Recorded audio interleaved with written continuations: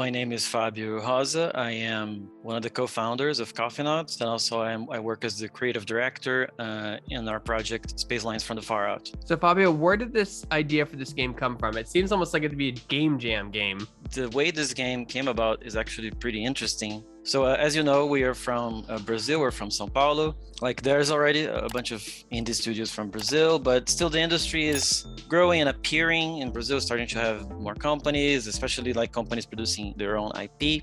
And one of the things that is starting to grow in Brazil is, well, when you want to establish an industry, you also need the academic part. So there is this college course which is entirely devoted to game design. My friends and I, we kind of started this course, and we were studying how to make games, and from the get-go we knew like, okay, we want to make our own game, we want to make our own studio.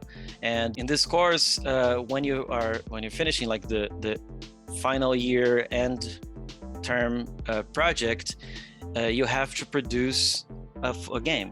Interestingly, that game not only needs to be like working, but it also has to, since it's an academic course, it has to kind of answer some sort of academic question. It's kind of almost like a research, right? So this was like back in 2017. It was our final year of college. My friends and I, we really we used to enjoy playing games like Overcooked and Lovers in a Dangerous Space-Time. We were playing it, and I don't know if you played Overcooked, but basically what you have to do, you have to figure out how to beat that level, how to get the optimal strategy to do everything in time, because there's a kind of a clock ticking, and then we played it a lot, and then eventually we finished Overcooked. So basically we beat all levels, and that left us like, okay, I want to play more.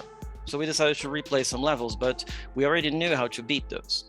So Overcooked, something that a lot of people don't realize, is that it's basically a puzzle game, in a way that the whole point is to figure out the strategy to beat that level.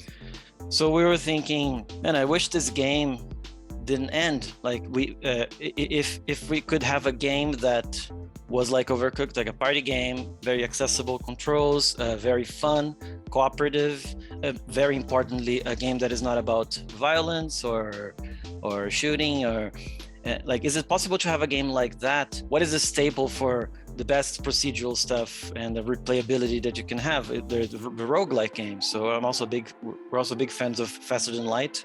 So we're thinking, so basically our thesis in college was, can you make a game that is like a co-op party game, but it's procedural, and like the challenges are generated, and it's we're amplifying that emergence aspect of like so to do that, we realized quickly that we had to have way more mechanics than Overcooked, so we and procedural challenges, so that so more dynamics could be created dynamically. Kind of sticking to the service industry, I guess, theme, we went with airlines. And why not airlines in space, in the 60s inspired space age? So that became our college project. And then when we were done, it was kind of regarded as one of the best projects that the school had ever seen. And we were really looking to take it seriously. And unfortunately, unlike many other Brazilian students of game design, they don't take things forward. But we decided to stay doing our jobs. Like, I was an English teacher before this, and we were doing it kind of as a side thing, and kind of showing the game after college, going to these conventions and showing the game to publishers, to potential partners. And we were confident that at some point somebody would like it and would enable us to transform this group of friends into a company and actually develop a game. So I guess what really changed everything was when we got the awards that you can see behind me back in Game Connection America, like during the GDC in 2019. And that really legitimized our project as like a thing that is fun and people can play. Right. And then we started getting partnerships. And that's how the game came about. It was a student project, and it's still unbelievable that we came this far.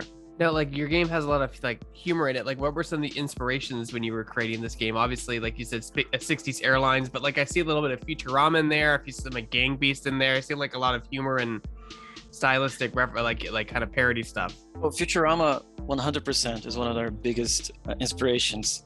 There's something about contrasts, and contrasts are usually funny. So like something that Futurama does, which we really enjoy, is that it's kind of a retrofuturistic show in a way, because like for example, when you look at the World Fair that they had back in the 60s, there's like the home of the future, and like the things that people thought the future would be in the past, and you see how wrong they were about some things, how they were just kind of having sci-fi versions of the stuff they already had, like oh, in the future you're going to be able to print your newspaper right at home, and that's funny today. And contrasting that with how like in the 60s it was kind of viewed as like with Pan Am, TWA, it's kind of the golden age of air travel.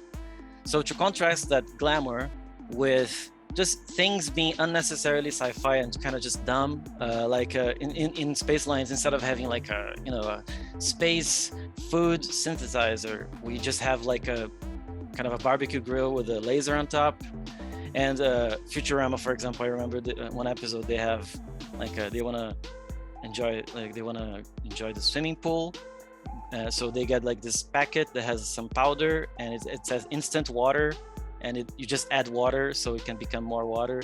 And those kind of stupid sci-fi things are really funny to us, and that kind of became the baseline of the humor that we make. It would be like about parodying and in a way kind of paying tribute to classic sci-fi and retrofuturistic humor. Rick and Morty also is very good at that.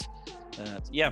So talk about the mechanics in your game. Like your goal is to get passengers from one side of the galaxy to the other, but there's like these little things in between that happen on the ship. You have to do some micromanaging, some piloting, making sure they're comfortable on the flight.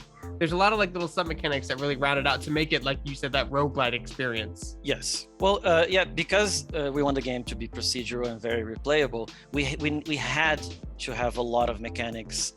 Basically, the way to beat Spaceline is not just to know how to beat the game, but also to adapt to whatever is happening and know how to operate the different systems in the ship. So yeah, you have a lot of kind of little mini games within the game, like you have to fly the ship and navigate it with the map, manage power, make food, entertain passengers, fix stuff.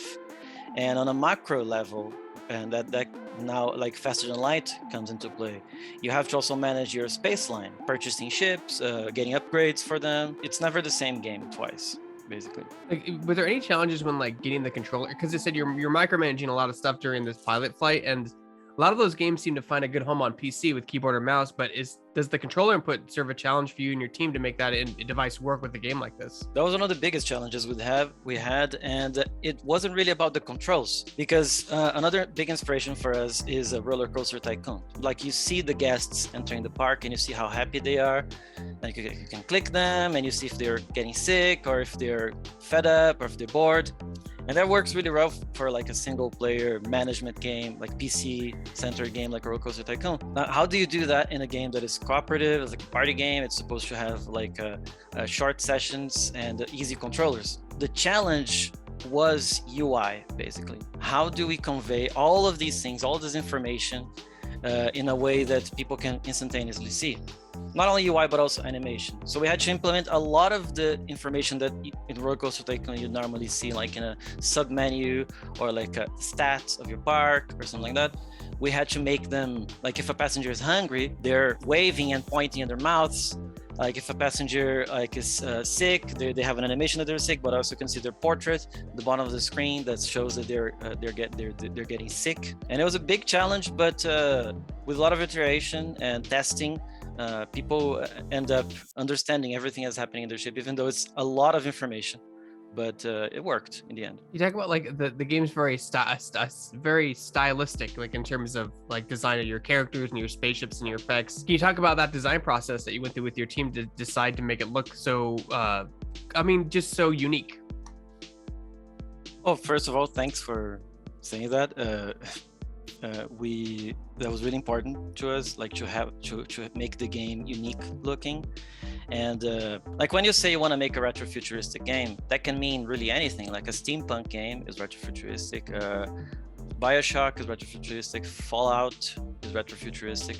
But we kind of noticed a gap because, let's say, for example, Bioshock and Fallout. Like Bioshock is retrofuturistic, but with like 40s technology, diesel punk and stuff like that. Fallout is more like in the 50s, and then there's like kind of a space, and you see games like Alien Isolation, which is, it kind of looks like the 80s, or Cyberpunk, which is like the 80s. Yeah, dystopian future. Yeah, dystopian future. So what we saw is that all these games that tried to be retrofuturistic, they were going to the dystopia part of this, because it's not like an accident. If you see science fiction works from the 50s or the 40s, for example, aliens were scary, right? Like you had the monster from Planet 9 or something, like those pulp things. But suddenly, like in the 60s, and you had this a lot of excitement about the space race, and you had the Jetsons. In the 60s, people were actually very excited about the future and going to space. And then you had Star Trek, which is this utopia, like aliens, and like we had this kind of diplomacy, and it's kind of a future of wealth and prosperity and technology, and it's colorful. And we're thinking like that. We don't have a lot of games like that. Like the biggest example we could find was Evil Genius, which is a game that's kind of like inspired by 1960s James Bond movies. Yeah, James Bond. Yeah. And that's really colorful, and it matches the vibe we're going for. It's like a fun game, humorous, and so the 60s is kind of like an endless well of stuff you can get inspiration from, and it wasn't just about the visuals of the characters and the colors and the palette, but it was also the architecture, the graphic design with the fonts, and the music was something big. Also, we created an original soundtrack based on kind of like TV themes from the 60s, like Star Trek TV theme, the I Dream of Jeannie, and it's all very fun and wholesome. And in the end, it ends up looking unique. So my last question for you is, when does your game come out, and what platforms will you be aiming at launch?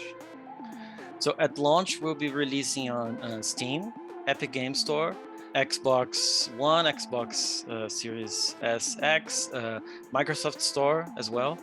And for Steam, we're also going to be releasing on Mac and Linux, so those people can play it too. So yeah, a lot of platforms on release. Any plans for a PlayStation or Nintendo Switch in the future? Well, not yet. Maybe in the future, but right now, no plans yet.